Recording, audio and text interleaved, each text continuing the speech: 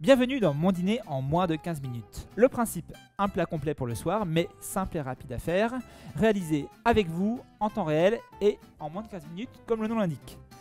Comme ça, vous posez votre ordinateur, votre tablette ou votre mobile sur la table et on cuisine ensemble. Aujourd'hui, on va réaliser des croque-monsieur comme au bistrot avec leur petite salade de concombre. C'est parfait pour l'été, c'est super bon. Les ingrédients sont là-dessous et c'est parti. On commence par faire chauffer le four, bon, classique, 180 degrés, et voilà. Maintenant, on va faire une petite chose qui a toute son importance, c'est on va faire tremper le gruyère râpé dans le lait.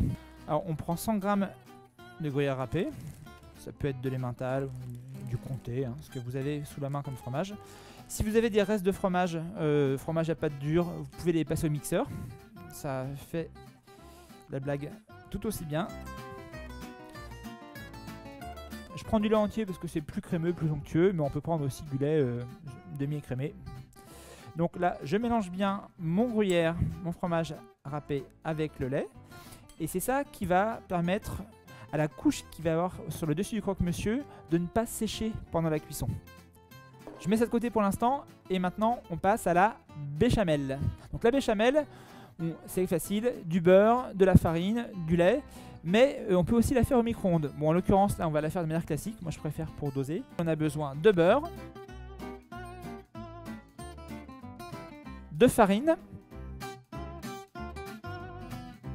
de lait. Il faut environ 25 grammes. Voilà. Je vais faire chauffer ça à fond les ballons.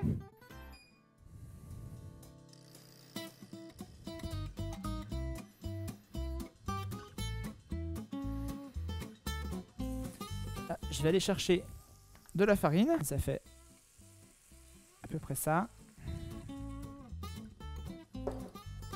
Et là, je mélange bien tout ça.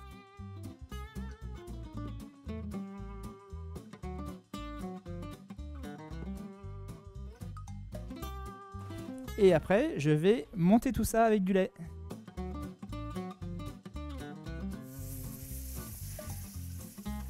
Dans un nuage de fumée. Comme Gérard Majax, pour ceux qui connaissent.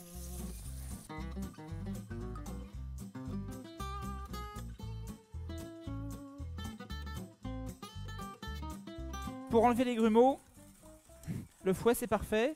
Vous voyez, on obtient une texture crémeuse. Je vais remettre encore un petit peu de, encore un tout petit peu de lait pour détendre un petit peu la sauce. Et voilà. J'amène du sel et de la muscade et je vais donc pouvoir saler. Voilà, je sale un petit peu. Et je mets un petit peu de muscade. Est-ce que vous saviez que la muscade était un hallucinogène puissant? Bon, évidemment, si vous voulez avoir des hallucinations, il faut manger au moins une noix muscade entière. C'est-à-dire beaucoup. Je pense que vous serez écœuré avant. Ça va donner un petit goût. Voilà. On a muscadé. Maintenant, notre béchamel, on peut la laisser de côté. L'étape suivante, ça va être de découper la garniture. Et je vais couper des petites lamelles. Et comme il n'y a pas de mal à se faire du bien, hein, celle-là elle est un petit peu courte, donc super bon. Il y a ça. J'ai du jambon. Alors, à la place du jambon, vous pouvez très bien prendre du jambon cru, du jambon de dinde aussi. D'ailleurs, tiens, est-ce que vous savez d'où vient le nom de la dinde? C'est rigolo comme nom. Bah, la dinde, en fait, c'est un volatile qui a été découvert par Christophe Colomb quand il avait découvert les Amériques. Et la chose qu'il faut savoir, c'est qu'à l'époque, il était persuadé d'avoir découvert une nouvelle route pour les Indes. Et donc, la dinde, c'est un volatile, une volaille qu'on a appelée au début la poule d'Inde, d'où le nom de dinde. Voilà, la petite histoire de la dinde, qui ne vient pas d'Inde, mais des Amériques. J'enlève la couenne, évidemment. Donc voilà, j'ai mes tranches de jambon. Et pour les végétariens, on peut aussi le faire avec de l'aubergine déjà cuite, marinée. Tout est prêt pour dresser nos croque-monsieur maintenant. Donc c'est parti. La première chose que je vais faire, ça va être enlever les croûtes. Alors vous allez me dire, faut pas gâcher, pourquoi vous enlevez les croûtes? Alors j'enlève les croûtes parce que tout simplement, ça sèche un petit peu à la cuisson. Et c'est vrai que c'est pas très bon quand c'est sec sur les bords. Et les enfants notamment ont tendance à laisser les bords. On va utiliser ces croûtes autrement. Typiquement ce que je fais avec les croûtes de pain comme ça, ou avec du vieux pain, du pain rassis que plus personne ne veut manger, on en fait du pudding. Le pudding c'est super bon. Ou alors on mixe tout et puis on va venir faire un fond pour les verrines par exemple. Quand vous dressez vos petites verrines, c'est bien d'avoir un petit fond, un petit peu comme pour le tiramisu où on met des biscuits au fond. On va prendre de la mie de pain, parce que ça revient un petit peu à ça avec le pain de mie. Et on va... 3 d'un coup, ça en fout. Et on va l'utiliser pour faire un petit tapis qui va venir absorber le côté, la préparation qui est au-dessus et prendre son goût. Voilà. On va garnir nos croque-monsieur avec un petit peu de beurre. Hop, voilà. On la met côté beurré, pas que ça accroche ici. Là, on va mettre un peu de béchamel. C'est un peu solidifié depuis.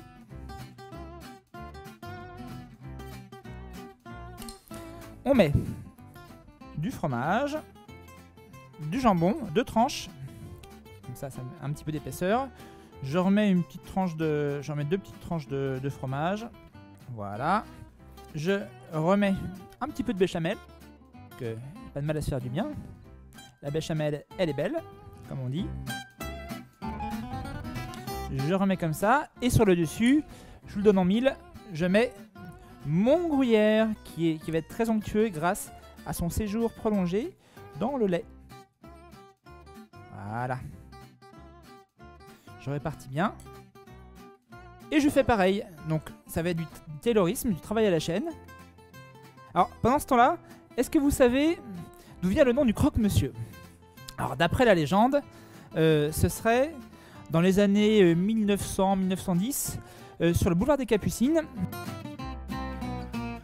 Il y avait un restaurateur qui faisait des sandwichs pour les gens et qui n'avait plus de pain, plus de baguette. Donc il s'est dit, bon c'est pas grave, je vais prendre du pain de mie. Et il s'est dit, mais pour qu'il soit un peu plus croustillant, je vais le passer au four. Donc il a proposé comme ça des espèces de sandwichs avec du pain de mie passé au four, avec du jambon et du fromage, peut-être du fromage, ça je sais plus, à l'intérieur. Et il a servi ça aux gens. Et comme les gens étaient un peu décontenancés par ce sandwich un petit peu bizarre, et en fait, les gens, ils se posaient des questions. Et quelqu'un lui a demandé, mais c'est quoi comme viande qui est à l'intérieur de ce sandwich? Et comme le monsieur était taquin, il lui a dit, c'est de la viande de monsieur.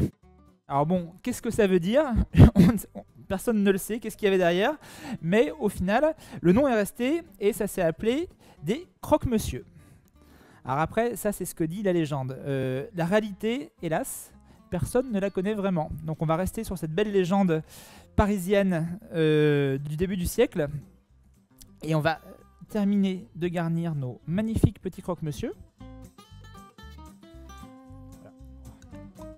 Il reste un petit peu de jambon, j'en mets sur le côté parce que sinon, faut pas être chiche sur les quantités. Voilà. Je remets de la béchamel, en quantité aussi.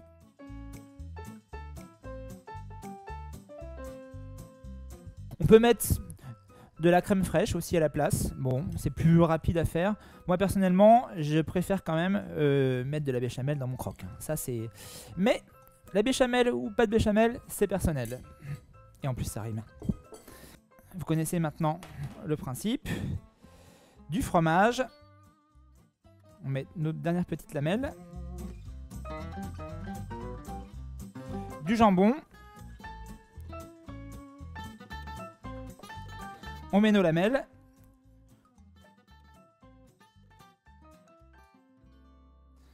La fin de notre gruyère lactée, onctueux, pour que ça ne soit pas trop sec. En plus, ça humidifie un petit peu le pain lui-même, donc ça fait pas de mal du tout. Voilà, maintenant c'est prêt à être mis au four. Donc on y va pour une petite quinzaine de minutes. Puis on va faire une petite salade pour accompagner. Alors pour ça, on fait simple, on fait une petite vinaigrette au yaourt avec un peu de menthe. Allez, un citron, on a de la salade mélangée et puis petite tomate cerise. Bon, c'est parfait ça. Bon, pour presser un citron efficacement, d'abord on le malaxe bien comme ça contre le plan de travail et après, hop, on le coupe.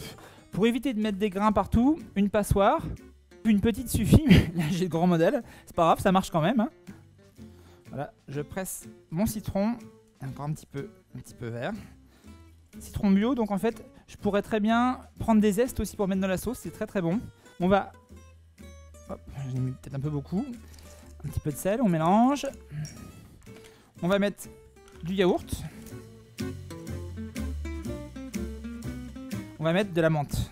Alors, il y a quelque chose qui marche très très bien en été de manière générale, c'est la salade, concombre, feta et menthe. Là, je hache grossièrement, hein, pas la peine de...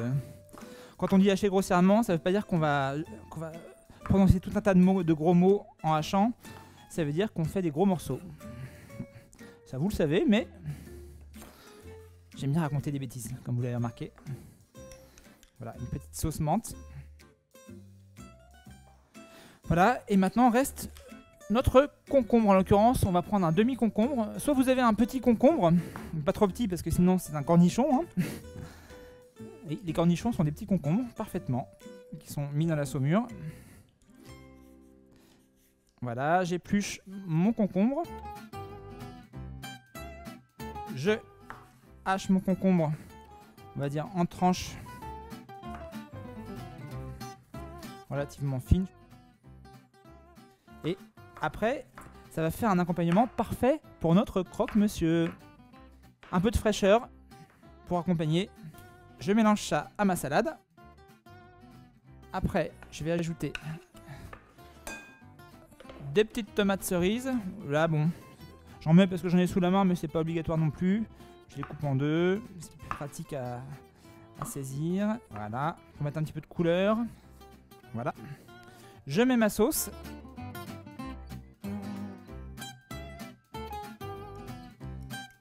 C'est vraiment une sauce toute simple qui remplace la vinaigrette habituelle. Et puis, c'est du gras, donc c'est du goût. Ne l'oubliez pas.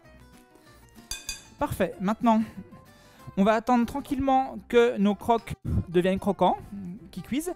Et puis, on va revenir, on va prendre une petite pause et on va revenir pour le dressage. A tout de suite. Je mets mes plus beaux atours pour sortir les croques du four.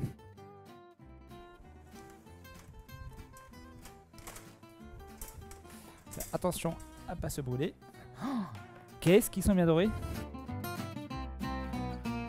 Alors lequel est le plus beau? On va dire celui-là, il est pas mal.